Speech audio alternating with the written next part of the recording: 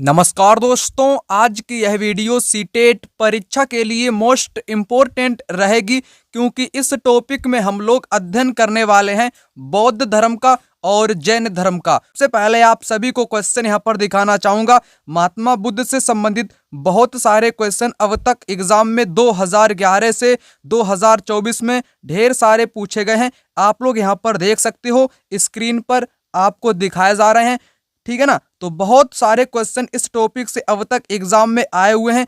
अगर आप लोग इन नोट्स को खरीदना चाहते हो, नोट्स की खासियत क्या रहेगी, चैप्टर वाइज आपको पीवाईक्यू क्वेश्चन यहाँ पर में मिलने वाले हैं, जो कि आपको कोई भी इस प्रकार से नोट्स नहीं देगा। जो बार बार असफल हो रहे हैं तो उनके लिए नोट्स यहाँ पर फायदेमंद रहने वाले हैं, क्योंकि कंप्लीट एनसीईआरटी के हर चैप्टर को यहाँ पर निचोड़ा गया है और जितनी भी लाइनों से एग्जाम में अब तक क्वेश्चन पूछे गए हैं 2011 से अब तक, सारे के सारे क्वेश्चन यहाँ पर मात्र आपको इन्हीं नोट्स में मिलने वाले हैं। तो आप लोग इन नोट्स को भी खरीद लेना, क्योंकि कंप्लीट सिलेबस आपको मिल जाएगा। तो सबसे पहले आ जाते हैं इस टॉपिक पे।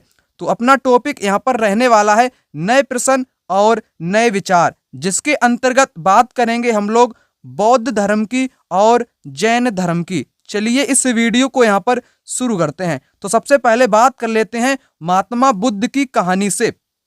बौद्ध धर्म के संस्थापक सिद्धार्थ थे, जिन्हें गौतम के नाम से भी जाना जाता था। उनका जन्म लगभग 2500 वर्ष पूर्व हुआ था।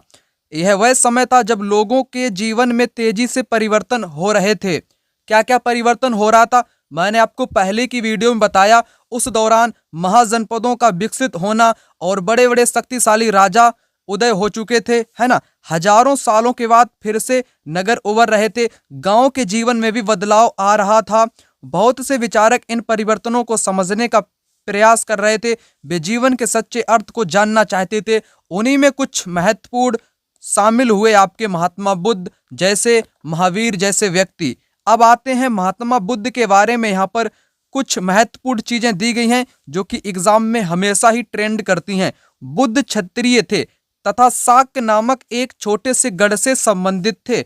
युवावस्था में ही ज्ञान की खोज में उन्होंने घर के सुखों को छोड़ दिया। अनेक वर्षों तक भ्रमण करते रहे, अन्य विचारकों से मिलकर चर्चा करते रहे। अंततः ज्ञान की प्राप्ति के लिए उन्होंने स्वयं ही रास्ता ढूंढने का निश्चय किया। इसके लिए उन्होंने बोध गया बिहार में एक पीपल के नीचे कई दिनों तक तपस्या की। अंततः उन्हें ज्ञान प्राप्त हुआ। इसके बाद वे बुद्ध के रूप में जाने गए। यहाँ वे वाराणसी के निकट स्थित सारनाथ गए, जहाँ उन्होंने पहली बार उपदेश दिया। कुशीनारा में मृत्यु से पहले शेष जीवन उन्होंने पैदल यात्रा के माध्यम से बिताया था और लोगों को शिक्षा देने में व्यतीत किया था। तो यहाँ पर 2 से 3 चीजें महत्वपूर्ण सामने निकल के आई। पहली चीज क्या है, बुद्ध क्षत्रिय थे। क्या थे? बुद्ध क्षत्रिय थे। शाक्य नामक छोटे गढ़ से संबंधित थे। ज्ञान की खोज में उन्होंने घरों का त्याग कर दिया, अपना राजपाट सारा का सारा छोड़ दिया था, ठीक है ना। और उनको ज्ञान कहाँ पर प्राप्त हुआ? बोध गया बिहार में। उनको पीपल के वृक्ष के नीचे उन्होंने तपस्या करी 6 वर्षों तक लगभग, तब उनको ज्ञान की प्राप्ति हुई, ठीक है ना। बोध गया बिहार में। बिहार से कौन कौन इस वीडियो को देख रहा है तो कमेंट बॉक्स में बिहार वाले फटाक से कमेंट बॉक्स में अपने जिले का नाम कमेंट कर देना फटाक से, ठीक है ना। और इसके बाद भी बुद्ध कहलाए। जब ज्ञान प्राप्त हो गया, हर व्यक्ति ज्ञान प्राप्त कर सकता है, आप भी ज्ञान प्राप्त कर सकते हो, आप भी बुद्ध बन सकते हो, ठीक है ना। उसके लिए ध्यान और तपस्या की जरूरत पड़ती है। यहाँ पर एक बात और सामने निकल के आती है, वाराणसी के निकट एक सारनाथ है। तो सारनाथ में पहला उपदेश महात्मा बुद्ध ने अपना दिया था और इनकी मृत्यु कुशीनारा में हुई थी, भोजन करने के कारण, है ना, आपको पता होगा। और इन्होंने अपना जीवन कैसे बिताया? यात्राओं के द्वारा बिताया, एक जगह से दूसरे स्थान पर जाकर के बिताया था। बुद्ध ने शिक्षा दी कि यह जीवन कष्टों और दुखों से भरा है। बुद्ध के अनुसार जीवन जो है वो कष्टों और दुखों से भरा है। ये दुख काहे के लिए होता है, ये दुख क्यों खत्म नहीं होता है? तो उन्होंने कारण बताया है। हमारी जो इच्छा है, लालसा है, जो हमेशा पूरी नहीं हो सकती है, के कारण होता है। तो दुख क्यों आता है? इच्छा और लालसा के कारण आता है। कभी कभी हम जो चाहते हैं वह प्राप्त कर लेने के बाद भी संतुष्ट नहीं होते हैं। एवं और अधिक वस्तुओं को पाने की इच्छा करने लगते हैं। बुद्ध ने इस लिप्सा को तृष्णा या तन्हा कहा है ना, तृष्णा कहा। यहां से एग्जाम में क्वेश्चन आया है। बुद्ध ने शिक्षा दी कि आत्म संयम अपनाकर ऐसी लालसा से मुक्ति पा सकते हैं। तो उन्होंने आत्म संयम यानी कि अपने पर नियंत्रण रख के या ध्यान करके या तपस्या करके इस लालसा से बचा जा सकता है। ठीक है ना, तो बुद्ध की यही शिक्षा इन्होंने दी है। ठीक है ना, और बुद्ध ने जो शिक्षा दोस्तों दी थी, बुद्ध ने अपनी शिक्षा प्राकृत भाषा में यहाँ पर दी थी। अब कुछ क्वेश्चन आपको बुद्ध से रिलेटेड यहाँ पर आपको कराऊंगा ताकि आपको समझ में आ सके कि क्वेश्चन एग्जाम में किस प्रकार से पूछे जाते हैं। लो अब यहाँ पर बात कर लेता हूँ क्वेश्चन की। ठीक है ना, तो अभी तक मैंने आपको जितना बताया इन नोट्स में इंपॉर्टेंट हाईलाइट करके जानकारी आपको दी गई है। कष्ट और दुखों का कारण उन्होंने बताया है ना, प्राकृत भाषा में उन्होंने अपना उपदेश दिया था। अब यहाँ पर क्वेश्चन की मैं बात कर लेता हूं। तो पहला क्वेश्चन आपकी स्क्रीन पर आ चुका होगा। निम्नलिखित स्तूपों में से किस एक स्थान के बाद में चिन्हित किया गया जहां बुद्ध ने पहली बार उपदेश दिया था? तो सारनाथ में उन्होंने पहली बार उपदेश दिया था, जो कि कहां पर है? ये वाराणसी के निकट है आपका सारनाथ। तो एग्जाम में क्वेश्चन आया जो कि मैंने अभी आपको बताया। ठीक है ना, अभी आगे और आपको यहाँ पर क्वेश्चन कराऊंगा जब मैं अभी आगे आपको बताऊंगा। ठीक है ना, और बुद्ध द्वारा लालसाओं व इच्छाओं की प्यास को निम्नलिखित में से क्या बताया गया? तो उसको तृष्णा बताया गया। क्या बताया गया? तृष्णा बताया गया। एक बात आपसे कहना चाहूं कि आप लोग इन नोट्स को खरीद लेना, क्योंकि आपको ये बार बार क्वेश्चन यहाँ पर देखने को नहीं मिलेंगे, ना ही आपकी प्रैक्टिस हो पाएगी। ये नोट्स आपके रिवीजन के वक्त में काम आएंगे। हर एक पॉइंट को यहाँ पर, किसी भी पॉइंट को यहाँ पर मैंने छोड़ा नहीं है, सारे के सारे पॉइंट को मैंने निचोड़ के रख दिया है। इसलिए यहाँ पर व्हाट्सअप नंबर आपको देता हूँ 96, इसका कलर चेंज कर लेता हूँ। ठीक है ना, तो व्हाट्सअप नंबर आप सभी लोग अपने मोबाइल में सेव भी कर लेना, 9696400597 है ना। इस व्हाट्सअप नंबर पे आप लोग मेरे से कॉल करना, मैं आपसे बात करूंगा, है ना। ठीक है ना, आप अपनी समस्या भी बता सकते हो, टिप्स भी आपको बताऊंगा। कॉल करना, आप लोग इन नोट्स को खरीद लेना, बिल्कुल कम प्राइस में आपको उपलब्ध कराऊंगा, बिल्कुल कम प्राइस में आपको उपलब्ध कराऊंगा। अगर किसी को किसी प्रकार की आर्थिक समस्या है तो वो भी कॉल कर लेना, उसको भी यहाँ पर मैं सभी को नोट्स प्रोवाइड कराऊंगा, किसी को छोड़ूंगा नहीं। ठीक है ना, तो नोट्स आप लोग अवश्य खरीद लेना, क्योंकि ऐसे नोट्स आपको पूरे यूट्यूब पर ना ही कोई पेड कोर्स वाला टीचर आपको कोई भी नहीं देगा। ठीक है ना, जिस प्रकार मैंने इन नोट्स को बेहतरीन ढंग से आप सभी लोगों के लिए मेहनत की है बनाने में, तो इतना मैं कह सकता हूं कि इस नोट से बाहर आपकी कोई भी जानकारी नहीं आएगी, क्योंकि पीवाईक्यू आप लोग कर लोगे, थ्योरी को आप लोग समझ लोगे, तो कंटेंट और पीवाईक्यू दोनों आपके यहाँ पर खत्म हो जाएंगे। ठीक है ना, तो आपने यहां पर समझा। और एक चीज आपको यहां पर बता दूं, ये क्या रहा आपका? ये रहा सारनाथ, है ना, सारनाथ का स्तूप था। तो सारनाथ में सबसे पहले बुद्ध ने अपना उपदेश दिया था। ठीक है ना, चलिए आइए आगे बात करेंगे।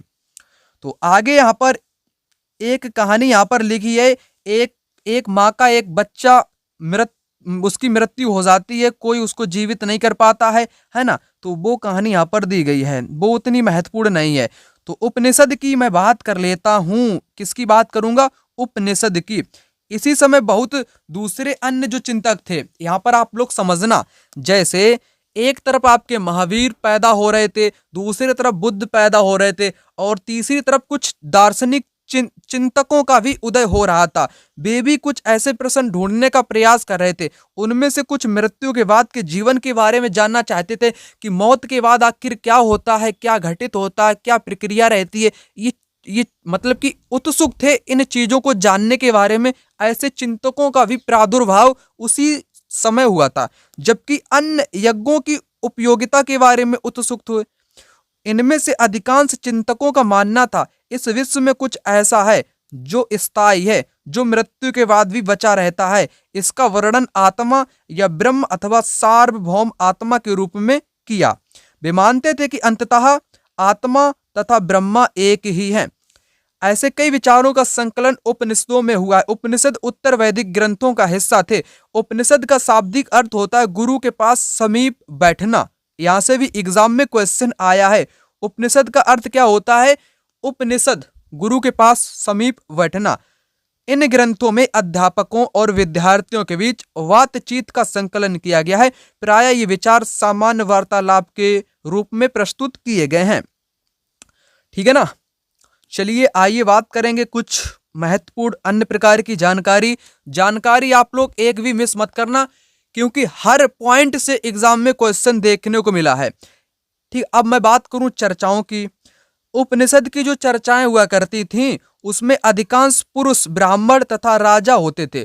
तो उपनिषद में चर्चा के दौरान कौन हुआ करता था? अधिकतर तो पुरुष ब्राह्मण हुआ करते थे। कभी कभी गार्गी, अपाला, घोषा, मैत्रेयी जैसी स्त्री विचारकों का भी उल्लेख मिलता है। तो स्त्री महत्वपूर्ण है, जो अपनी विद्वता के लिए जानी जाती थी और वाद विवाद में भाग लिया करती थी। निर्धन व्यक्ति इस तरह के वाद विवाद में बहुत कम हिस्सा लिया करते थे। इस तरह का एक प्रसिद्ध अपवाद देखने को मिला है सत्यकाम जावाल का, जो कि एक गरीब था। सत्यकाम जावाल का नाम उसकी दासी माँ के नाम पर पड़ा। सत्यकाम के मन में सत्य जानने की तीव्र जिज्ञासा उत्पन्न हुई। गौतम नामक एक ब्राह्मण ने उन्हें अपने विद्यार्थी के रूप में स्वीकारा था, है ना। तो यहाँ से एक बात सिद्ध होती है कि पहले जो ब्राह्मण हुआ करते थे वो उतना जाति भेदभाव नहीं किया करते थे जितना जैसे आप वर्तमान स्थिति को देख सकते हो। ठीक है ना। और आगे बताया गया है वह अपने समय के सर्वाधिक प्रसिद्ध विचारकों में से एक बन गया था। कौन? सत्यकाम जावाल एक बन गया था दोस्तों। उपनिषदों के कई विचारों का विकास बाद में प्रसिद्ध विचारक शंकराचार्य के द्वारा किया गया था। शंकराचार्य के बारे में आपको नेक्स्ट टॉपिक में बताऊंगा। ठीक है ना। अब बात करूं, एक व्यक्ति था पाणिनि के बारे में। व्याकरणविद पाणिनि। इस युग में अन्य विद्वान भी खोज रहे थे। उन्हीं विद्वानों में एक पाणिनि संस्कृत भाषा के व्याकरण की रचना की। उन्होंने स्वरों तथा व्यंजनों को एक विशेष क्रम में रखकर उनके आधार पर सूत्रों की रचना की। ये सूत्र बीजगणितीय सूत्रों से काफी मिलते जुलते हैं। इसका प्रयोग कर उन्होंने संस्कृत भाषा के प्रयोग के नियम लघु सूत्रों लगभग 3000 के रूप में लिखे। ये पाणिनि की बात की गई, व्याकरणविद पाणिनि। अब देखो, मैंने बुद्ध के बारे में आपको बताया। अब आपको महावीर स्वामी के बारे में बताना चाहूंगा, जो कि जैन धर्म से बिलोंग करते थे। इसी युग में, है ना, अर्थात 2500 वर्ष पहले जैन धर्म के 24वें तथा अंतिम तीर्थकर वर्धमान महावीर ने भी अपने विचारों का प्रसार किया। वह वज्जी संघ के लिच्छवी कुल के एक क्षत्रिय राजकुमार थे। तो किस संघ के थे? वो वज्जी संघ के थे, लिच्छवी कुल के क्षत्रिय राजकुमार थे। इस संघ के विषय में तुमने मतलब कि आपको मैंने पिछली वीडियो में बज्जी के बारे में बताया था, मगध के बारे में भी आपको बताया था। 30 वर्ष की आयु में उन्होंने घर छोड़ दिया और जंगल में रहने लगे। 12 वर्ष तक कठोर तपस्या उन्होंने की, एकाकी जीवन व्यतीत किया, तब उनको ज्ञान प्राप्त हुआ। ठीक है ना। सभी लोग ज्ञान प्राप्त कर सकते हैं, उसके लिए ध्यान की आवश्यकता होती है, ताप की आवश्यकता मतलब कि तप की आवश्यकता होती है। ठीक है ना। हर व्यक्ति के अंदर परमात्मा छिपा हुआ है। ठीक है ना। तो ये आपके बुद्ध हुए, कृष्ण हुए, राम हुए, महावीर हुए। ठीक है ना। तो इन्होंने तपस्या की, क्या की? तपस्या की, कठोर जीवन, एकांतिक जीवन व्यतीत किया, तब इनको ज्ञान की प्राप्ति हुई। अब मैं बात करूं इनकी शिक्षा की, तो महावीर स्वामी की जो शिक्षा थी सरल थी। सत्य जानने की इच्छा रखने वाले प्रत्येक स्त्री व पुरुष को अपना घर छोड़ देना चाहिए। उन्हें अहिंसा के नियमों का कड़ाई से पालन करना चाहिए। अहिंसा का मतलब होता है किसी भी जीव को ना तो कष्ट दोगे, ना किसी भी जीव को आप लोग मारोगे, ना ही उसकी हत्या करोगे, है ना। उसे बोलते हैं अहिंसा। तो महावीर का कहना अहिंसा। महावीर का कहना था सभी जीव जीना चाहते हैं, सभी के लिए जीवन प्रिय है। महावीर ने अपनी शिक्षा प्राकृत में दी। और बुद्ध ने किस भाषा में दी? बुद्ध ने भी प्राकृत में दी, महावीर ने भी प्राकृत में ही दी। साधारण जन भी उनके तथा उनके अनुयायियों की शिक्षा को समझ सके। देश के अलग अलग हिस्सों में प्राकृत अलग अलग रूप में प्रचलित थी। प्रचलन के क्षेत्र के आधार पर ही उन्हें अलग अलग नाम थे। जैसे मगध में बोली जाने वाली प्राकृत को मागधी भाषा कहते हैं। प्राकृत को मागधी भाषा बोलते थे, मगध में बोली जाने भाषा को। यहाँ से क्वेश्चन आया है एग्जाम में।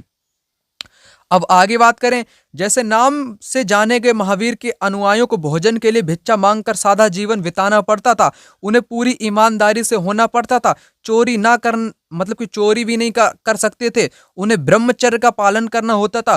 पुरुषों को वस्त्रों सहित सब कुछ त्याग देना पड़ता था, यानी कि पुरुष को निर्वस्त्र होकर के रहना पड़ता था। ठीक है ना। इसमें आपकी दो शाखाएं विभाजित होती हैं, श्वेतांबर है आपकी और एक दिगंबर है। इसमें नहीं दिया गया है, वो बाद के टॉपिक होते हैं। ठीक है ना। तो ब्रह्मचर्य का भी पालन इसमें शामिल है, वस्त्रों को भी त्यागना शामिल है, चोरी ना करना शामिल है, अहिंसा ना करना इसमें शामिल है। मतलब कि अहिंसा अहिंसा करो, मतलब कि हिंसा ना करो, किसी जीव की हत्या ना करो। ठीक है ना। तो इतना आपको बताया। अब कुछ आगे भी महत्वपूर्ण बातें बताई गई हैं, उनको भी यहाँ पर जान लेते हैं। अधिकांश व्यक्तियों को ऐसे कड़े नियमों का पालन करना बहुत कठिन था। फिर भी हजारों व्यक्तियों ने इस नई जीवन शैली को जानने तथा सीखने के लिए अपने घरों को छोड़ दिया। कई अपने घरों पर ही रहे, भिक्खु भिक्खुड़ी बन गए, है ना। भोजन प्रदान कर उनकी सहायता करने लगे। मुक्ता व्यापारियों ने जैन धर्म का समर्थन किया। तो यहाँ से भी एग्जाम में क्वेश्चन आया है, अभी आपको कराऊंगा। व्यापारियों ने जैन धर्म का समर्थन किया है। किसने? व्यापारियों ने। किसानों के लिए इन नियमों का पालन करना कठिन था, क्योंकि किसान फसल को उगाता है, उसके द्वारा पैरों के तले जीव मतलब कि छोटे छोटे जो कीड़े मकोड़े होते हैं, केचुए होते हैं, वे भी मर जाते हैं। खाद वगैरह डालता है ना। अब तो डालने लगा, लेकिन पहले खाद वगैरह कुछ नहीं चलती थी, क्योंकि फसल की रक्षा के लिए कीड़े मकोड़ों को मारना पड़ता था। बाद की सदियों में जैन धर्म उत्तर भारत के कई हिस्सों में, गुजरात, तमिलनाडु, कर्नाटक में फैल गया। महावीर तथा उनके अनुयायियों की शिक्षाएं कई शताब्दियों तक मौखिक रूप में रही, यानी कि मुख से बोला गया, मौखिक होती रही। बाद में ये आपकी प्रिंट की गई, है ना। बाद में इनको लिपिबद्ध किया गया था। वर्तमान रूप में उपलब्ध जैन धर्म की शिक्षाएं लगभग 1500 वर्ष पहले गुजरात में वल्लवी नामक स्थान पर लिखी गई। यहाँ से एग्जाम में क्वेश्चन रीट एग्जाम में आया हुआ है 2022 की परीक्षा में, रीट एग्जाम में, कि महावीर की शिक्षा 1500 वर्ष पहले कहाँ पर लिखी गई थी? तो गुजरात के वल्लवी नामक स्थान पर लिखी गई थी। रीट एग्जाम में क्वेश्चन आया हुआ है। और यहाँ पर लिखा है जैन का अर्थ क्या होता है? विजेता। जिन जिन शब्द से निकला, जिसका अर्थ होता है विजेता। ठीक है ना। इतना आपको बता दिया। कुछ क्वेश्चन आपको कराऊं क्या? चलो बाद में कराता हूं आपको, एक साथ करा दूंगा, परेशान मत हो। नोट्स आप लोग खरीद लेना। संघ। महावीर तथा बुद्ध दोनों का मानना था कि घर का त्याग करने वाले ही सच्चे ज्ञान की प्राप्ति हो सकती है। तो भैया यहाँ पर आपको एक बात बता दूं, महावीर कह लो, बुद्ध कह लो, इन दोनों का ही मानना था कि जो घर छोड़ देते हैं वही ज्ञान प्राप्त कर सकते हैं। ऐसे लोगों के लिए उन्होंने संघ नामक संगठन बनाया, जहां पर घर त्याग करने वाले लोग एक साथ रहते थे। स्त्री भी रहती थी, पुरुष भी रहते थे, दोनों को रहने की अलग अलग व्यवस्थाएं थी। संघ में रहने वाले बौद्ध भिक्षुओं के लिए बनाए गए विनय पिटक नामक ग्रंथ में मिलते हैं। विनय पिटक से हमें पता चलता है संघ में पुरुषों और स्त्रियों को रहने की अलग अलग व्यवस्था थी। तो विनय पिटक से भी एग्जाम में क्वेश्चन बहुत सारे पूछे गए, अभी आपको कराऊंगा तब आप लोग पता चलेगा। तो एक ग्रंथ है आपका विनय पिटक। तो विनय पिटक में बौद्ध धर्म के जो नियम हैं, कायदे हैं, कानून है, उनका वर्णन देखने को मिलता है। और विनय पिटक में बताया गया है कि संघ में जो पुरुष हैं, स्त्री हैं, ये दोनों अलग अलग रहते थे। और बौद्ध भिक्षुओं के लिए नियम भी विनय पिटक में ही बनाए गए थे। यहाँ से एग्जाम में बार बार क्वेश्चन आया हुआ है, देख लो, आपको यहाँ पर पहला ही मिल गया। विनय पिटक ग्रंथ में निम्नलिखित में से किससे संबंधित है? तो बौद्ध संघ के नियम से संबंधित है। आपने यहाँ पर क्वेश्चन देखा, तो इस प्रकार से क्वेश्चन आप लोग देख सकते हो। विनय पिटक ग्रंथ है जो अभिलेखित करता है, तो बौद्धों के नियम को अभिलेखित करता है। आप लोग यहाँ पर देख पा रहे होगे, तभी तो कहता हूँ कि आप लोग नोट्स को खरीद लेना, क्योंकि अच्छा कंटेंट आपको यहाँ पर प्रोवाइड कराया गया है, ताकि आप लोग पहली बार में सफलता प्राप्त कर सको। निम्नलिखित में से कौन सी विशेषता बौद्ध और जैन धर्मों थी? तो दोनों क्या कहते हैं कि घर को त्याग दो, केवल वही सच्चा ज्ञान प्राप्त कर सकता है जो घर त्याग देता है। तो पहला स्टेटमेंट राइट होगा, अभी मैंने आपको बताया। ठीक है ना। तो क्वेश्चन आप लोग यहाँ पर देख सकते हो जो कि एग्जाम में आए हुए हैं। अब बात करेंगे आगे की। तो सभी व्यक्ति संघ में प्रवेश ले सकते थे, संघ में सभी प्रवेश ले सकते थे। बच्चों को अपने माता पिता से आदेश लेना पड़ता था संघ में जाने के लिए, दास को अपने स्वामी से लेना पड़ता था, राजा के यहाँ काम करने वाले लोगों को राजा से लेना पड़ता था, कर्जदारों को अपने साहूकारों या देनदारों से अनुमति लेनी पड़ती थी, स्त्री के लिए अपने पति से अनुमति लेनी पड़ती थी संघ में शामिल होने के लिए। अभी तक आपने इस वीडियो को लाइक नहीं किया है, फटाक से दोस्तों वीडियो को लाइक कर देना और अपने जिले का नाम कमेंट बॉक्स में कमेंट कर देना। तो संघ की बात यहां पर कर रहा हूं मैं। संघ में प्रवेश लेने वाले स्त्री पुरुष बहुत सादा जीवन व्यतीत करते थे, अपना अधिकांश समय ध्यान करने में बिताते थे और दिन के एक निश्चित समय में वे शहरों तथा गांव में जाकर के भिक्षा मांगते थे। यही कारण है उन्हें भिक्खु तथा भिक्कुड़ी कहा गया, जो कि साधु के लिए एक प्राकृत शब्द है। भिक्खु और भिक्कुड़ी वे आम लोगों को शिक्षा दिया करते थे। जो भिक्खु भिक्कुड़ियां थीं ये आम लोगों को शिक्षा दिया करते थे और एक दूसरे की सहायता भी किया करते थे, किसी तरह की आपसी लड़ाई का निपटारा भी किया करते थे, है ना। तो ये भिक्षु और भिक्कुड़ियों। संघ में प्रवेश लेने वाले में ब्राह्मण शामिल था, क्षत्रिय शामिल था, व्यापारी शामिल था, मजदूर शामिल था, नाई शामिल था, गणिकाएं शामिल थी, दास भी शामिल थे। तो संघ में सभी वर्ग के लोग शामिल हो सकते थे, कोई इसमें मनाही नहीं थी। इनमें से कई लोगों ने बुद्ध की शिक्षाओं के विषय में लिखा। उनमें से कुछ लोगों ने संघ में अपने जीवन के विषय में सुंदर कविताओं की भी रचना की थी। तो इस संघ की मैंने बात करी दोस्तों। अब आपको बताऊंगा बिहार की बात। बिहार जहां पर जो बौद्ध लोग थे और जैन लोग थे, जहां पर ये लोग रहा करते थे, जब बारिश का मौसम हुआ करते थे, ये एक यात्राएं किया करते थे, तब ये कहां पर ठहरते थे। तो विभिन्न मौसम में ये लोग कहां पर ठहरते थे, तो बिहार में ठहरते थे। आरंभिक बिहार जो हुआ करते थे वे दोस्तों किस काहे के बने हुए थे। आरंभिक बिहार आपके लकड़ी के बनाए जाते थे, उसके बाद पत्थर के बनाए जाते थे, उसके बाद मतलब की प्रक्रिया बदलती रहती थी। अब आते हैं क्वेश्चन मतलब कि कंसेप्ट पर। जैन तथा बौद्ध पूरे साल एक स्थान से दूसरे स्थान पर घूमते हुए उपदेश दिया करते थे। केवल वर्षा ऋतु में जब यात्रा कठिन हो जाती थी तो वे एक ही स्थान पर रुक जाते थे। ऐसे समय में अपने अनुयायियों द्वारा उद्यानों में बनाए गए अस्थायी निवासों अथवा पहाड़ी क्षेत्रों की प्राकृतिक गुफाओं में रहा करते थे। तो आरंभिक विहार में लोग किसमें रहा करते थे, तो सबसे पहले लोगों के पास घर मकान कुछ हुआ नहीं करता था, ये लोगों को शिक्षा दिया करते थे। बारिश का मौसम होता था तो जो ये पहाड़ी क्षेत्र में रुका करते थे, अस्थायी निवास यानी कि पहाड़ों के नीचे रुक जाया करते थे।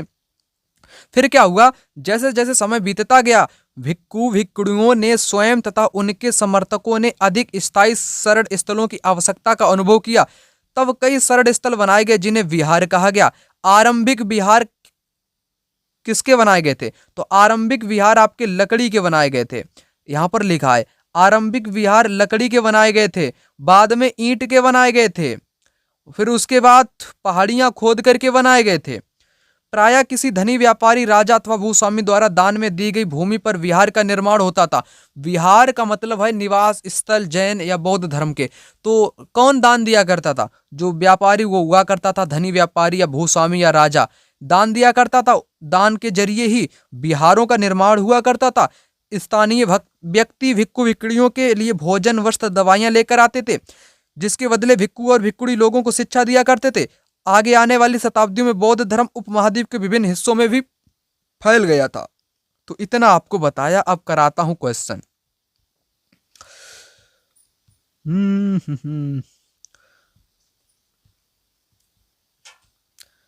आप लोग यहां पर क्वेश्चन को देख सकते हो।